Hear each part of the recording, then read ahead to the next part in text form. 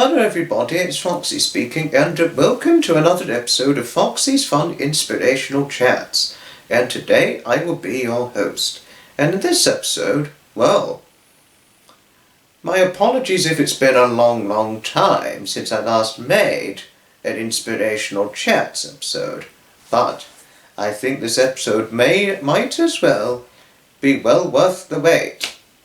It's another Robert the Cat story. Wait a moment. And now we shall begin. One morning, as usual in the village of Preston Park, Robert the Cat was fast asleep alongside his owners, who were an elderly couple in their 60s, or in their late 60s or early 70s. Robert was fast asleep on the bed with his owners, curled up, sleeping soundly.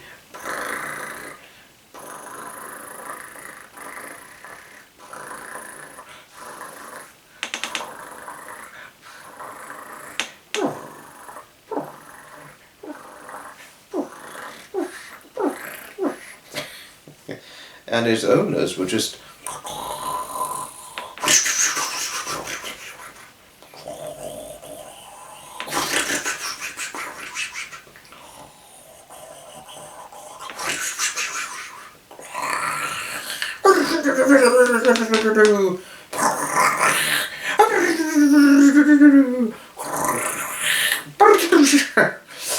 snoring away that morning until the snoring noises stopped, and now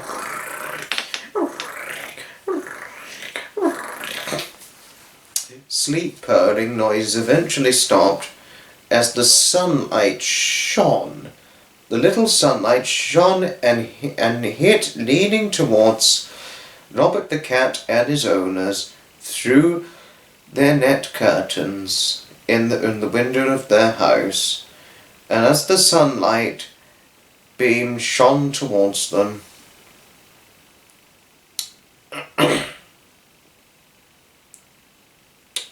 Robert the Cat eventually woke up by the sunlight and the sunlight shining towards him.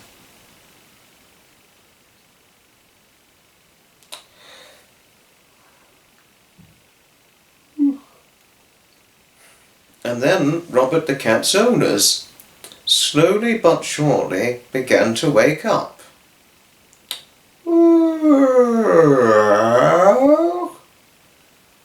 Both the husband and wife yawned and stretched, and then they looked lovingly towards Robert the Cat, who was on the bed, awake but still curled up in the ball.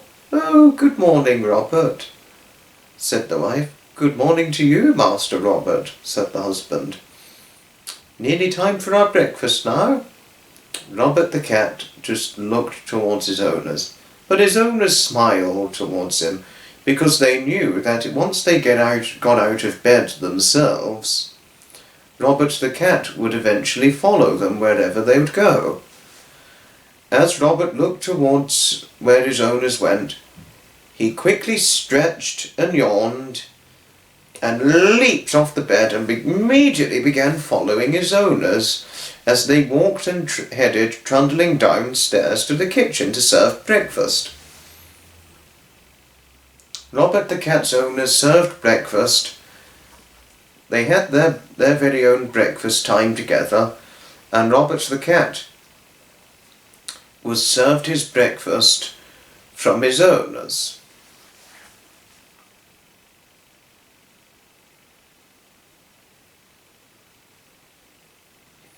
And then his owners went to watch the morning news for about 15-20 minutes.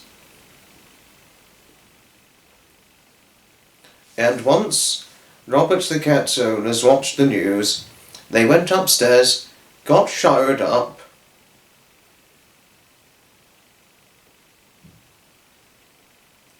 and once they were showered up, they got dressed and began to start their day. The husband was going to go out for a walk and meet with his friend, whereas the wife was going to stay home and do some crossword puzzles, as well as tendering affection to Robert the cat.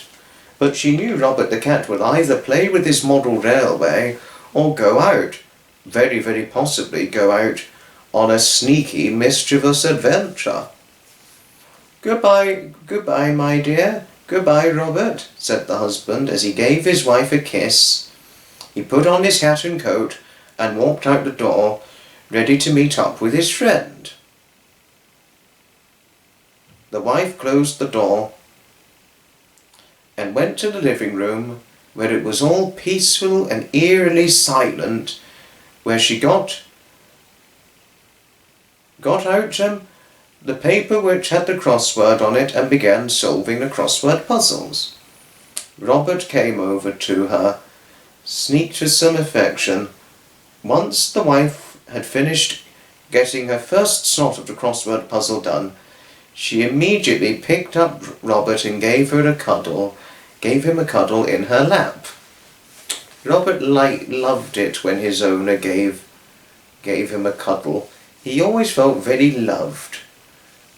Some people could accidentally wrongly come under the impression Robert the cat was spoiled. But Robert the cat was not in fact spoiled. He was just very well loved, as if he was like his owner's own son in one way or another. As if he was like a member of the family, of being in possessive ownership of the couple who own him. As the wife gave Robert the cat a cuddle, Robert the cat began purring and began rubbing his head towards her chin and wanted to give her a kiss. The wife gave Robert a great big kiss on the top of his head,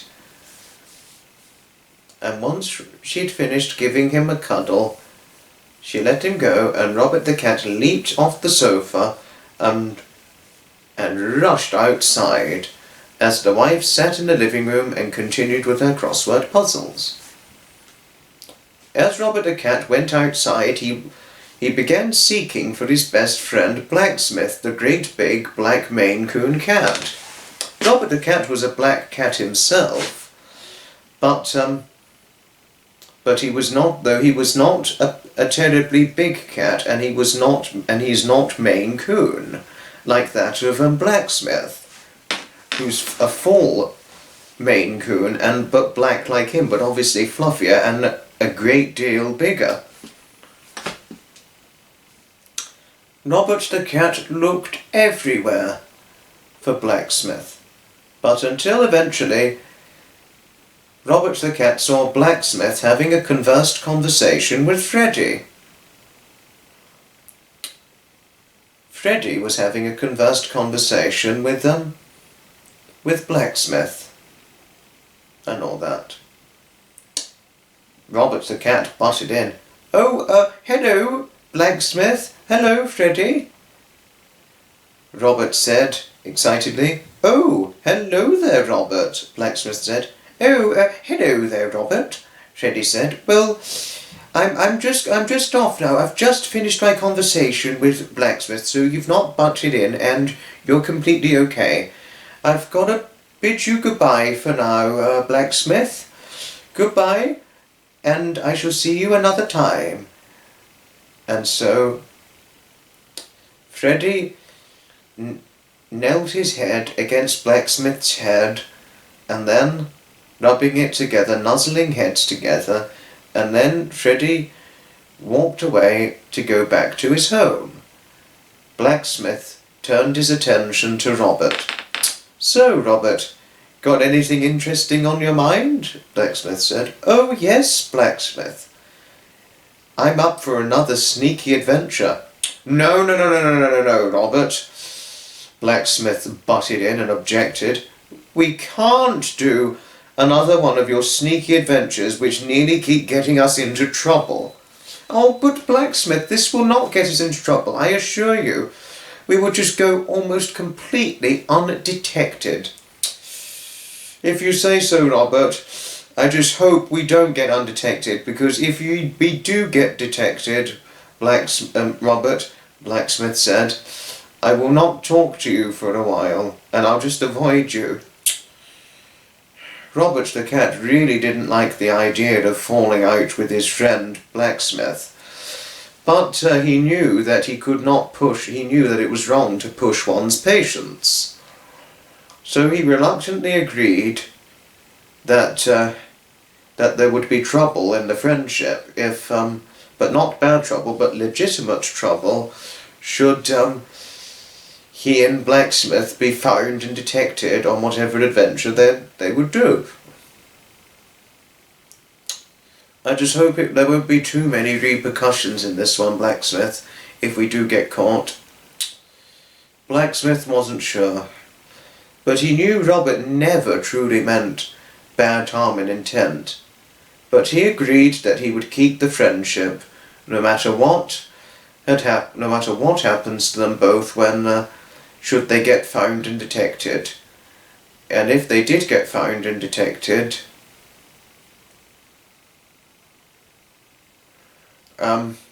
he would just have a few words to say.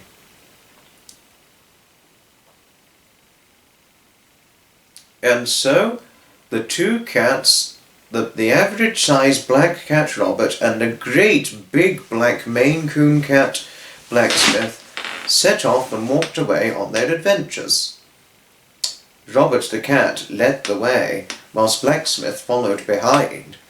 Where are we going, Robert? Blacksmith said. Oh, Blacksmith, we're going to go to the Brighton Pool Valley coach station, but we're just going to go in a way that we can't get caught or be found as stray cats. Good thinking. Just make sure we are not detected, Blacksmith said. Of course not, Robert. And so the two cats walked their way, and as they got into Preston Park, they looked everywhere to find where they could just sneak to Pool Valley coach station undetected.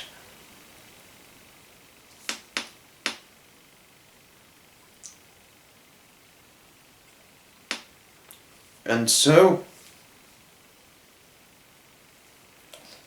they found a little lorry. It was a truck. It was almost like a ballast truck. And so, as they saw the ballast truck waiting at the traffic lights, they both ran over towards it. The traffic lights were still red, so they ran as fast as they could, and leaping and jumping as high as they could, they just made it over the edge of the truck part and jumped into the gravel-like ballast, the gravel stone-like ballast, and they both just sat and nested themselves in the ballast as they jumped into it. That took one quite of a jump, Robert, Blacksmith said, but I think in this case we shall go to Pool Valley coach station completely undetected. Oh yes, we couldn't be found this sort of way, Blacksmith, Robert said sneakily and slyly. The traffic lights turned green and the ballast truck roared into action as it began driving its way forward. It's a loud and noisy truck, isn't it, Robert, Blacksmith said, but at least it has some speed. Blacksmith had an affinity for speed in one way or another. Robert the cat was never bothered by either slow speed or high speed. After a good 15-20 minutes, the ballast truck took them close enough to Pool Valley coach station. Even if it didn't go directly to the coach station, Robert and Blacksmith knew exactly where to get off, and so they leapt out of the ballast truck once the traffic lights were red, so that they couldn't get run over by any cars or buses or lorries or taxi cab vehicles, and so they scampered, running for as fast as they could, to Pool Valley coach station. And there in Pool Valley coach station was a huge, great big coach sitting sitting awaiting for departure. It was a green and cream. It was a brown and cream coloured coach. The coach company was called. The name of the coach that they boarded was called the Long Distance Holiday Coach Company. And so they went on board the Long Distance Coach Company coach, or the manufactured brand, or the business branding of the coach. Nobody was on board, but the door was left wide open. The coach driver had obviously gotten off the coach for his either lunch or tea break. And so, before driving back in action again. And so, before long, Robert and Blacksmith sneaked aboard.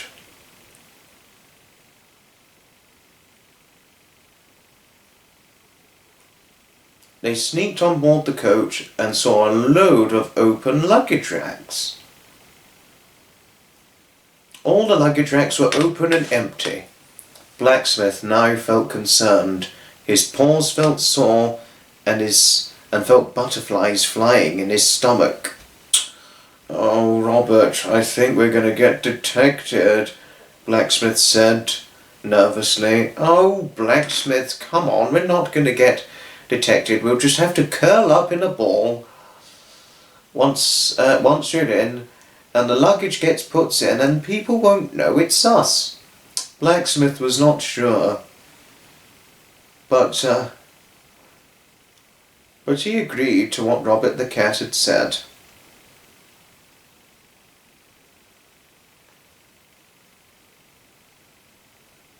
And so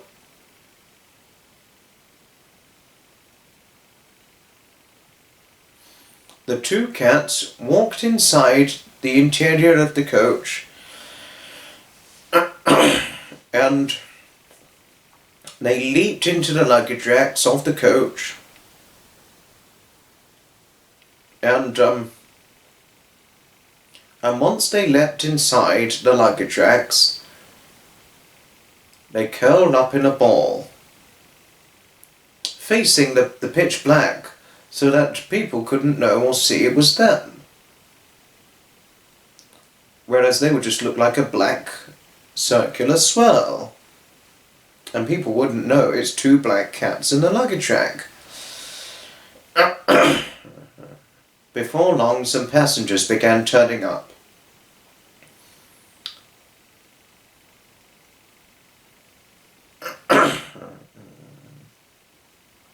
As the passengers turned up, they couldn't go on board unless the coach driver was sat in his seat, so that they could show their coach tickets to the coach driver to show that they booked for the coach trip holiday.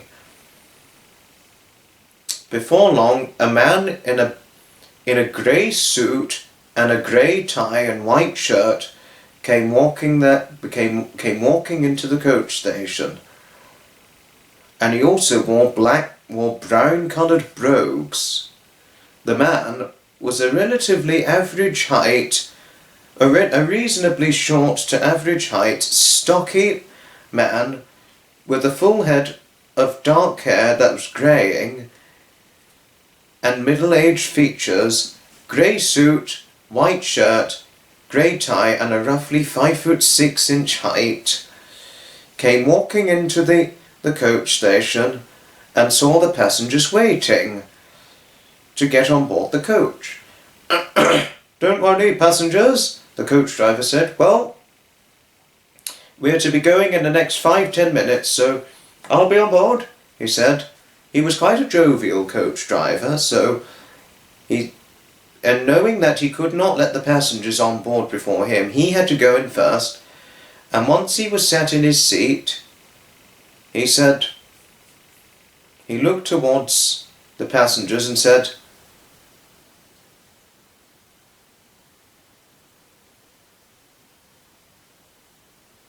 "Okay, all aboard," he said.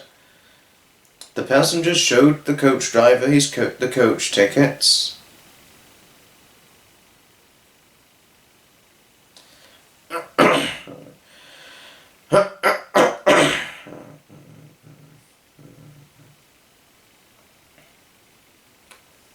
And once the passengers boarded the coach, every passenger boarded the coach one by one, and one by one all the passengers loaded their luggage into the luggage racks.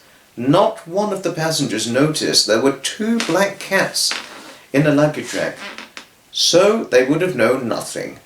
Robert the Cat's plan so far was working well. He and Blacksmith were going undetected in this so far.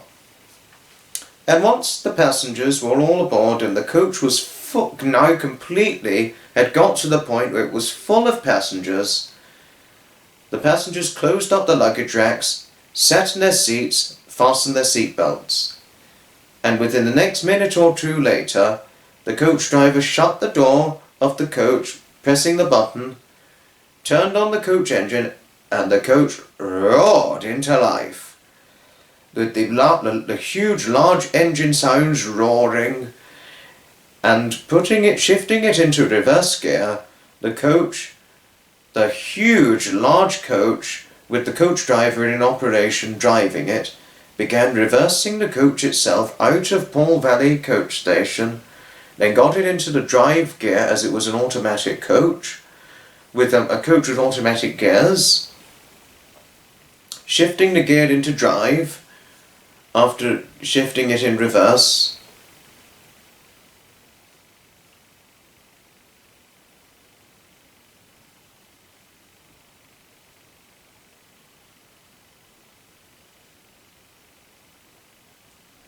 And once that was done,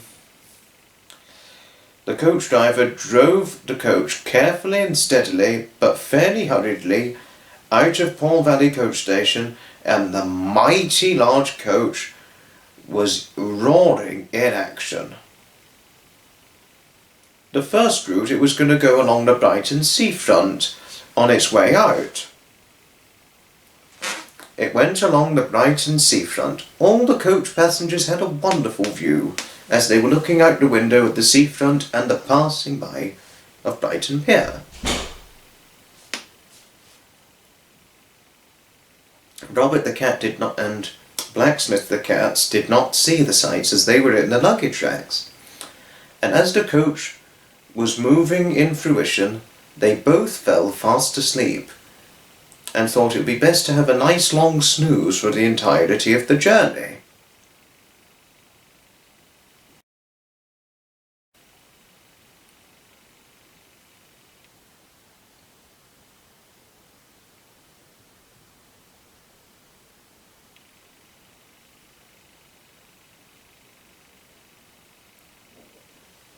The coach itself went further and further and further along the seafront.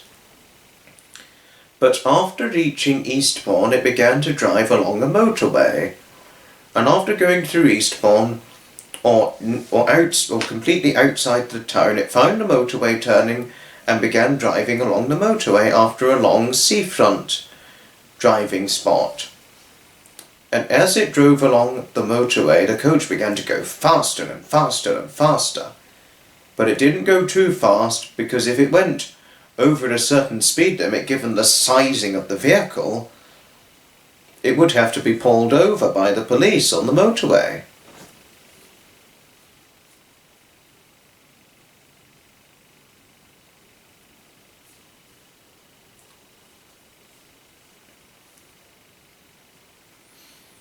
It went faster and faster and faster. And after a good few hours, the coach itself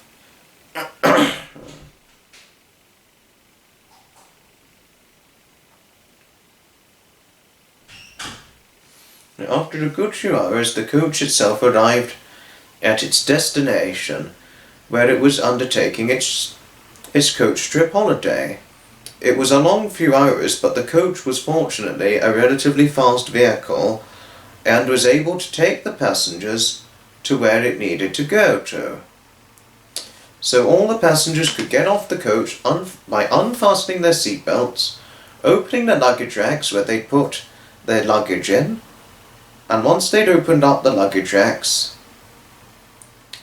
and taken out all their rubbish, their luggage, not rubbish, they shut the luggage racks and walked off the coach. The coach driver bid the passengers goodbye, and before he could go into the hotel room or have his tea break, his lunch or his dinner break, he had to inspect the coach for any rubbish or any mess that was made on it. So he began to look around and inspect. He inspected the floors and inspected the seats, and he inspected the toilets to ensure that they were working properly. Fortunately, everything was satisfactory. There was not too much mess on the coach, so he only had to clean up a little bit. The toilets were working and fine, fully functionally, and now he had to check the luggage racks. He began to open each luggage rack one after the other. Robert decided to do something silly, and as Blacksmith the cat was still asleep, Robert woke up once he heard the luggage racks being opened and closed. He began facing his way towards the luggage rack door as if it was going to open and he would take the coach driver by surprise. Robert was really in a silly mood. After a good 2 minutes, the luggage rack door opened, and as the coach driver opened the door, he had a big surprise. "Meow," Robert said as soon as the luggage rack door opened. The coach driver nearly fell over and he nearly had a heart attack in surprise. "What the?" he said in shock. "What?" He was so shocked to see 2 cats on board a coach. Blacksmith crossly woke up and just glared towards Robert. Then he just turned around and just stared at the coach driver. "What? There are 2 cats?" The coach driver said he was in shock. He just didn't know how Robert and Blacksmith the cats had snuck on board the coach. He immediately got out his phone and rang up the coach company headquarters. He sat in the coach seat, ringing up his boss to tell him what had happened. After a long, lengthy conversation he had on the phone, he walked over towards Robert and Blacksmith the cats. He shut the door of the coach and all windows so that Robert and Blacksmith could not sneak and run out. And so he walked over to the coach, but Robert and Blacksmith had jumped out of the coach. And as he walked towards Robert and Blacksmith, Robert looked up to him and said, "Meow, meow, meow, meow," went Blacksmith in his Maine Coon meow and his Maine Coon traits of trilling. "Right now, you two, I need to find out who you two are and if you belong to anybody." And so the coach driver knelt down on his knees, bent over towards Robert, saw Robert's collar, and then he saw that Robert had a name. "Robert? Oh, well, hi there, Robert." The coach driver said to Robert himself. He was still very, very shocked and deeply surprised that 2 cats had snuck on board the coach without him even realizing it. Then he turned round the name on Robert's collar and saw his owner's telephone number. And so he got out his phone and typed in the number, and typed in Robert the cat's owner's number. And so he began to dial the phone. Meanwhile, back in Preston Park, Robert the cat's owners were sitting down watching a movie together. They were watching an old black and white movie, an old Will Hay black and white movie, until they heard a ring, ring, ring, ring, ring, ring, ring, ring. Their house telephone was blaring. So, could you turn that down, please? The wife said to the husband. The husband immediately began to turn the volume down on the television, and so the wife picked up the house phone and said, "Hello?" And the coach driver said, "We've got Robert here. He's on my coach." And the owner was surprised that Robert the cat had snuck on board a coach. "Well, where is your coach then?" "Where is your coach, sir?" the wife said.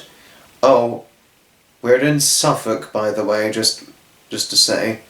Robert the cat's owner was so shocked and surprised she nearly fell off her armchair in a state of a heart attack of shock.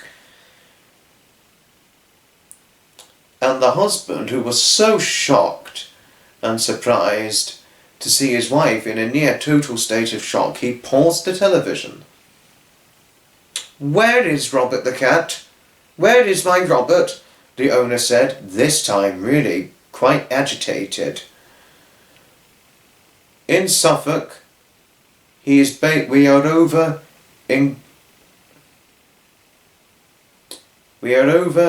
in Colchester, in Suffolk at the moment. And then tomorrow it's en route to Great Yarmouth in Norfolk." Robert the cat's owner, they were just shocked and nearly appalled by the news. They just never thought Robert the cat could be so sneaky. Okay, thank you for telling me this, sir. Shall we pick Robert the cat up right away? I don't go till tomorrow to Great Yarmouth. I don't need to check into the hotel yet. I mean, at least my coach company compensated and paid for all my hotel accommodation. But yes, please come over as soon as you can and I shall be waiting for you," the coach driver said. "We'll pick him up right away," said the wife, being that of Robert the cat's owner. And so she quickly put the phone down in almost cross state, or nearly like she was angry. Luckily she was not angry, but she was cross. "Robert the cat has done it again," said the owner. "He has sneaked away. How could our Robert get so sneaky?" said the wife. The husband was nearly in total agreement, but he was a little more relaxed, but equally cross by the situation. "Yes, my dear, we're going to go to Colchester in Suffolk right away." And so they got up from their armchairs, turned off the television, and immediately went quickly into action. They put on their coats and quickly rushed out the door, rushed to their car, turned the car engine on after locking up the doors and everything, and they just drove into action en route to Colchester in Suffolk. After a long 2-hour drive, they arrived at where the coach was parked at. They saw the coach. "This must be the coach. There's only one coach here, and this is the coach Robert the cat would be on." "I think you could be right, my dear," said the husband, who had actually drove the way, and the wife was sitting in the front passenger seat. So the wife and the husband got out of their car and walked their way over to the coach, whilst holding in hand Robert's cage. The wife had Robert's cage in her hand, and the husband was walking with his hands completely free and walking in behind the wife. They came up to the coach. The coach driver assumed that the couple were Robert the cat's owners, as indeed they were. And so the coach driver waved towards Robert the cat's owners, and then he walked to Robert and Blacksmith the cats. And holding in his hands, he picked up Robert and Blacksmith the cat in his arms, opened up the coach door and walked towards Robert the cat's owners. And there, Robert the cat's owners just looked, shocked and surprised. There, before their very eyes, for what they were seeing, in the coach driver's arms, as the coach driver had picked them up, was none other than Robert and Blacksmith the cats in his arms. Robert the cat's owners were shocked with their cat. Though they were happy to see Robert the cat, they were shocked with disappointment by Robert and Blacksmith's sneaky acts. Right, Robert and Blacksmith, the wife said, it's time for both of you to go home. And so the owner gently picked up Robert, but she did, before putting him in a cage, gave him a nice cuddle at least. She wasn't going to be too harsh on him for his sneaky acts, but she gave Robert a quick cuddle as she got Robert out of the coach driver's arms, and then she put the black cat into the cage, and Robert the cat was in the cage, and then she picked up Blacksmith, just looked at the big black Maine Coon as she was nearly struggling to hold him because of his huge size. I don't know if you're going to fit into the cage, Blacksmith, Robert the cat's owner said, but you'll have to do with sitting in the boot. Well, thank you so very, very much for everything, Robert the cat's owner said. Well, the wife said. And really, we couldn't repay you enough, the husband said. And both said thank you for letting me know that Robert had snuck on board your coach. It's a good thing we put our phone number onto his collar in case he ever gets lost.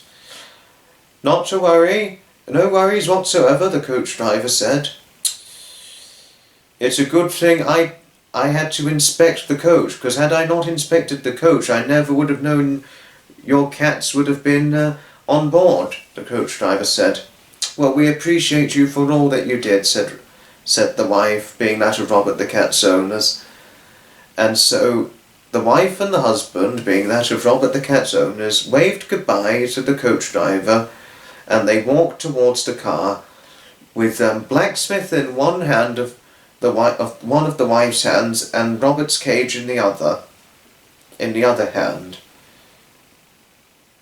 They walked over to the car, the husband opened up the boot, and the wife just gently put the big black fluffy Maine Coon cat Blacksmith into the back of the boot, and also put Robert the cat's cage into the back of the boot, quickly shut the boot so that Blacksmith could not run and sneak out, and the wife and the husband jumped inside the car. After a long 2-hour drive, they eventually reached Preston Park.